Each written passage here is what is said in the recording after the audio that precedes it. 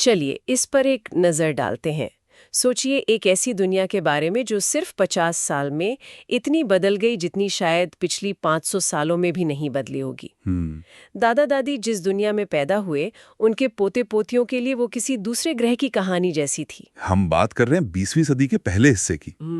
और ये एक बहुत अजीब दौर था। हाँ। एक तरफ तो इंसान ने मोटर कार, हवाई जहाज बनाकर मानो समय और दूरी को जीत लिया था। हाँ, मतलब तरक्की हो रही थी बहुत ज्यादा। लेकिन दूसरी तरफ 2 विश्व युद्धों ने ऐसी तबाही मचाई कि इंसानियत पर से भरोसा ही उठ गया। आज हमारे पास एसी वार्ड के कुछ लेख हैं जो हमें इस तूफानी दौर के अंदर ले जाते हैं। हमारा मकसद ये समझना है कि कैसे विक्टोरियन युग की वो चट्टान जैसी मजबूत मान्यताएं जिन पर पूरा ब्रिटिश समाज टिका था वो अचानक रेत के महल की तरह ढह गईं। और जो बात सबसे दिलचस्प है वो है तरक्की और तबाही का ये साथ साथ चलना। बिल्कुल। जिन मशीनों ने जिंदगी आसान बनाई उन्हीं मशीनों ने इंसानों को बड़े पैमाने पर मारना भी आसान बना दिया। तो ये सिर्फ टेक्नोलॉजी की कहानी नहीं है। नहीं, बिल्कुल नहीं। ये विचारों की एक ऐसे भूकंप की कहानी है जिसने समाज की नींव हिला के रख दी थी। तो चलिए शुरू से शुरू करते हैं। जब हम कहते हैं विक्टोरियन मूल्य तो इसका असल में मतलब क्या है? ये कोई किताबी बातें थीं या लोगों की जिंदगी का हिस्सा थीं? नहीं, ये लोगों की जिंदगी का हिस्सा थी। इसका मतलब था एक तरह का भरोसा। भरोसा किस चीज पर? हर चीज पर। ईश्वर पर भरोसा, सरकार पर भरोसा, परिवार के मुखिया पर भरोसा। एक यकीन था कि चीजें जैसी हैं वैसी ही रहेंगी। अच्छा। परिवार, साम्राज्य, चर्च, ये सब हमेशा रहने वाली संस्थाएं मानी जाती थीं। कर्तव्य, इज्जत और अनुशासन ये उस दौर के सबसे बड़े आदर्श थे। तो मतलब एक बहुत मजबूत घर जैसा था जिसकी नींव कभी हिल ही नहीं सकती। बिल्कुल ऐसा ही लगता था। सुन्नी में तो काफी सुरक्षित और स्थिर लगता है। फिर गड़बड़ कहाँ हुई?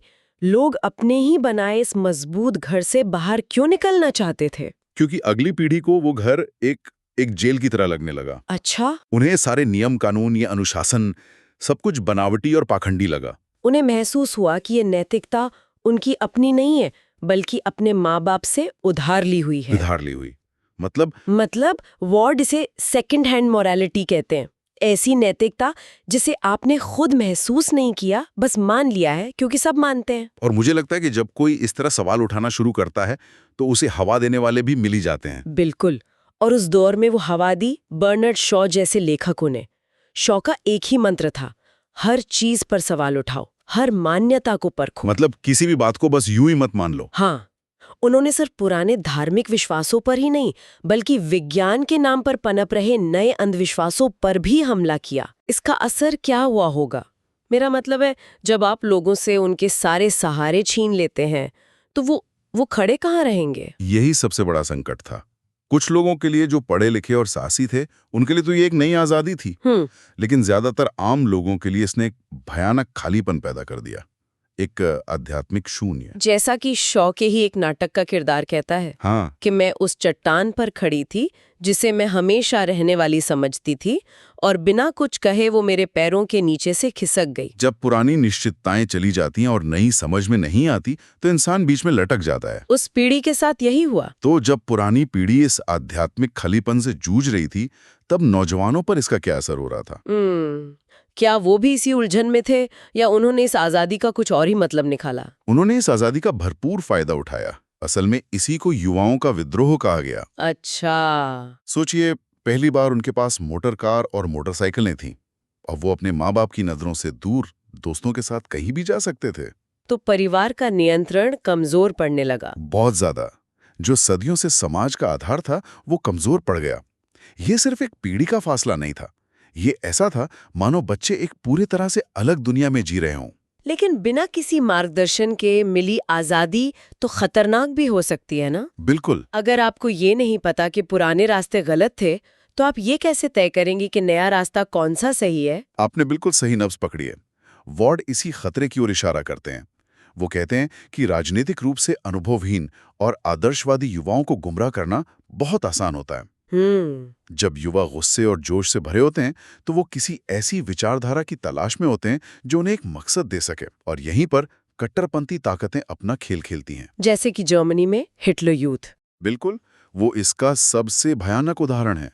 हजारों नौजवानों ने हिटलर को अपना आदर्श मान लिया क्योंकि उसने उन्हें एक नई पहचान, एक मकसद और व्यवस्था का एक दुश्मन दिया।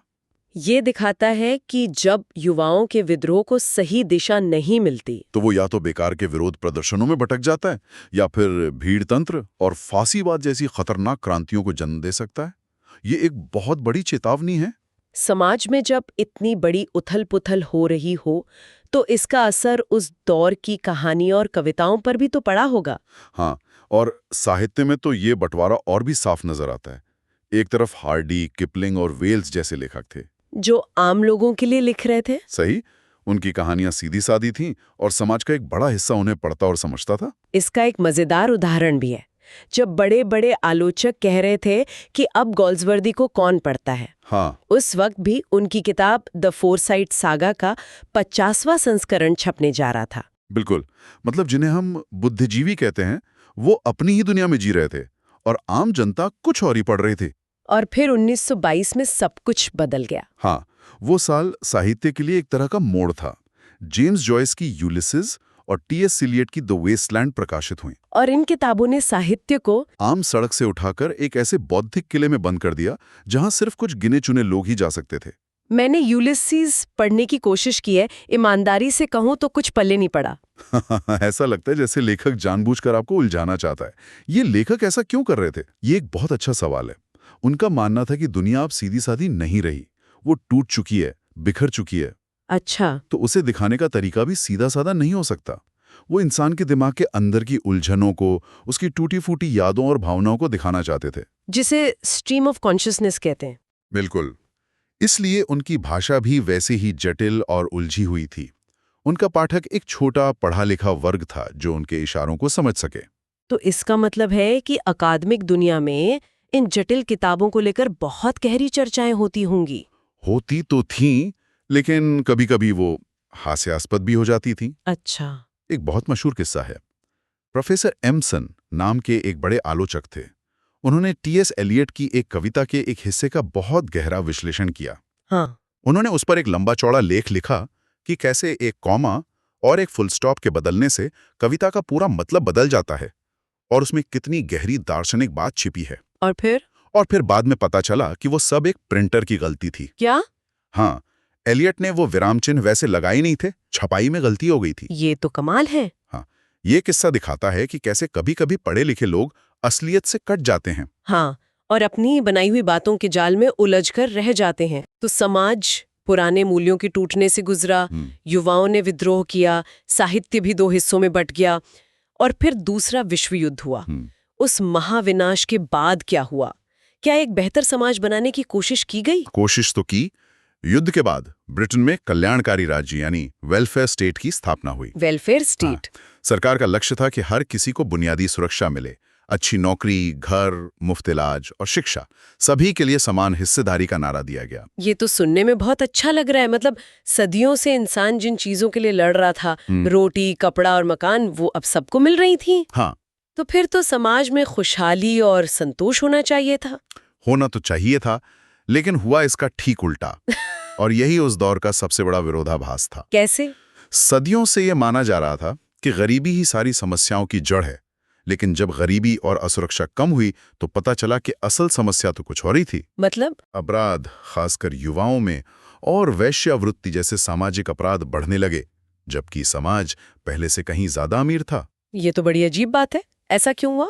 अगर लोगों की जरूरतें पूरी हो रही थीं, तो वो असंतुष्ट क्यों थे? क्योंकि इंसान को सिर्फ रोटी, कपड़ा और मकान नहीं चाहिए, उसे जीने का एक मकसद भी चाहिए। जब जिंदगी की बुनियादी जद्दोजहद खत्म हो गई तो एक नया खालीपन सामने आया, और इस खालीपन को भरने के लिए आया उपभोक्तावाद यानी कंज्यूमरिज्म। मतलब अपने पड़ोसियों से बेहतर दिखने की होड़। बिल्कुल। अब चीजें जरूरत के लिए नहीं बल्कि सामाजिक रुतबे के लिए खरीदी जाने लगी। आपके पास कौन सी कार है, आपके घर में कौन सा फ्रिज है। हाँ, इससे आपकी पहचान तय होने लगी। और इस आग में घी का काम किया विज्ञापनों ने। विज्ञापनों ने कैसे? वो तो बस चीजों के बारे में जानकारी देते हैं। अब नहीं। उस दौर में विज्ञापनों का मनोविज्ञान ही बदल गया। वो आपको उत्पाद की क्वालिटी के बारे में नहीं बताते थे, वो आपकी भावनाओं से खेलते थे। अच्छा। विज्ञापन ये नहीं कहता था कि ये बियर अच्छी क्वालिटी के जौ से बनी है, वो कहता था कि ये बियर पियो और असली मर्द बनो। चॉकलेट को प्यार और रोमांस से जोड़ा जाने लगा। सही पकड़ा। वो आपकी असुरक्षाओं और इच्छाओं को बेच रहे थे। उत्पाद तो बस एक जरिया था। तो इस नए अमीर लेकिन अंदर से खोखले समाज में युवाओं का विद्रोह कैसा था? क्या वो अब भी किसी राजनीतिक मकसद के लिए लड़ रहे थे? नहीं, अब उनका विद्रोह बिल्कुल अलग था। अमेरिका में बीटनिक्स नाम का एक आंदोलन शुरू हुआ था। ये वो युवा थे जो अमेरिकी समाज के इस बनावटीपन, इस उपभोक्तावाद से पूरी तरह ऊब चुके थे। तो उन्होंने क्या किया? उनका कहना था कि ये पूरी व्यवस्था ही झूठी है। तो उन्होंने समाज के हर नियम को तोड़ना शुरू कर दिया। वो जानबूझकर फटे पुराने कपड़े पहनते, साफ सफाई का ध्यान नहीं रखते, नशे में डूबे रहते और कोई काम नहीं करते थे। और ब्रिटेन में भी ऐसा ही हुआ? हाँ, ब्रिटेन में भी युवाओं ने इनकी नकल की। ये एक तरह का एंटी फैशन था। ये समृद्धि और व्यवस्था के खिलाफ एक बयान था। तो उनका विद्रोह किसी चीज को पाने के लिए नहीं था? नहीं, बल्कि हर चीज को ठुकराने के लिए था। ये किसी आदर्श के लिए विद्रोह नहीं था। ये हर चीज से मोह भंग हो जाने का प्रदर्शन था। तो अगर हम इस पूरे सफर को देखें, विक्टोरियन युग के भरोसे से लेकर बीटनिक्स के मोह भंग तक, तो हम क्या कह सकते हैं? क्या 20वीं सदी ने सिर्फ तबाही मचाई?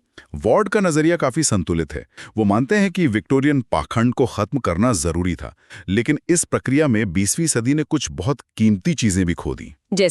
जैसे कि एक तरह का सराहनीय संयम और विनम्रता। ऐसा लगता है कि पेंडुलम पाखंड के एक छोर से बेलगाम आजादी के दूसरे छोर तक चला गया। शायद असली संतुलन कहीं बीच में था। हाँ, जिसे उस उथल-पुथल भरे दौर में खोजना बहुत मुश्किल था। ये पूरी चर्चा हमें एक बहुत अहम सवाल पर लाकर छोड़ती है। इन स्रोतों के आखिर में एक बात कही गई है कि इस नए मीडिया वाले युग में, जहां अखबार और रेडियो हर घर में पहुंच गए थे, शोहरत पाना बहुत आसान हो गया था और उसे खोना भी उतना ही आसान। ये हमें आज के बारे में सोचने पर मजबूर करता है। बिल्कुल। हमारे अपने दौर में, जहां सोशल मीडिया और 24 घंटे की न्यूज़ साइकिल है, जहां किसी को भी रातों रात हीरो और विलन बनाया जा सकता है, क्या पुराने विचारों को तोड़ने और उनकी जगह पर कुछ स्थायी और सार्थक बनाने के बीच संतुलन साधना और भी ज्यादा मुश्किल नहीं हो गया है?